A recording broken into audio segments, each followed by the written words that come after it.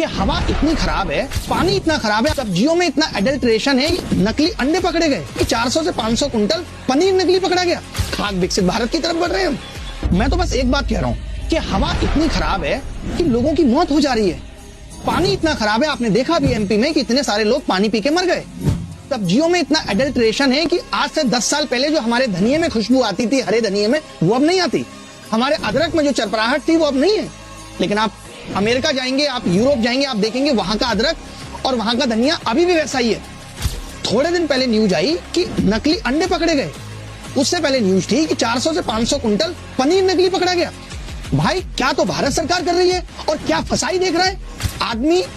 क्या सांस ले, क्या पानी पिए, क्या खाए, यहाँ पग पग पे सोचना है। और हम कहते हैं हम विकसित भारत की तरफ बढ़ रहे हैं। मुझे ऐसा लगता है कि हम अविकसित और असभ्य भारत की तरफ बढ़ रहे हैं, जहां हम समोसे की रेडी लगाने को, रेलवे स्टेशन पे कुली बनने को रोजगार कहते हैं। अगर ये रोजगार है तो ये विकसित देशों में तो नहीं है। ये रोजगार विकसित देशों में तो नहीं है कि होटल के रिसेप्शन से आपको कंबल खुद उठा के अपने रूम तक जाना है।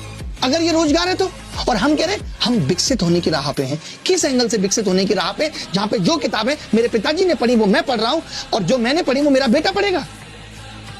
ये हम एजुकेशन सिस्टम को अपडेट कर पाए।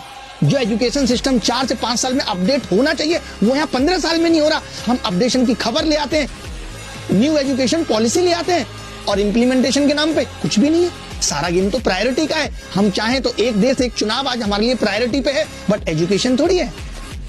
हेल्थ का ये आलम है कि भी आपने देखा है एमपी में किस तरीके से लोगों को HIV वाला ब्लड चढ़ा दिया गया। ये हमारा हेल्थ पे फोकस है। आज कितने सारे गरीब लोग सही इलाज न मरने से मर जा रहे हैं।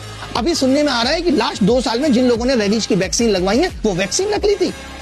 4 साल पहले कोविड की वैक्सीन जो जबरदस्ती लगवाई गई थी, आज सुनने में आता है कि उनसे हेल्थ को इतना नुकसान हुआ है।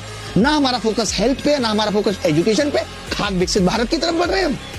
भाई मुझे इस देश से प्यार है, इसीलिए मैं ये सवाल कर रहा हूं, और इसीलिए ये बात मैं जिम्मेदार लोगों से पूछ रहा हूं, और आपके कानों तक भी पहुंचना चाहता हूं कि आप भी इस वादे पे एकदम भरोसा मत रखिए कि 2047 में विकसित हो जाएगा भारत। क्योंकि जो आदमी ये बात कह रहा है वो 2047 में नहीं होगा। आप किससे सवाल पूछोगे उस वक्त, उससे अभी पूछो। अगर मैं चंडीगढ़ के रास्ते पे हूं तो 1 घंटे के बाद अगर मैं सोनीपत और अगले 1 घंटे में मैं करनाल नहीं पहुंच रहा हूं, इसका मतलब मैं चंडीगढ़ कभी नहीं पहुंचूंगा, क्योंकि मैं उस रास्ते पे ही नहीं। मुद्दा इज दैट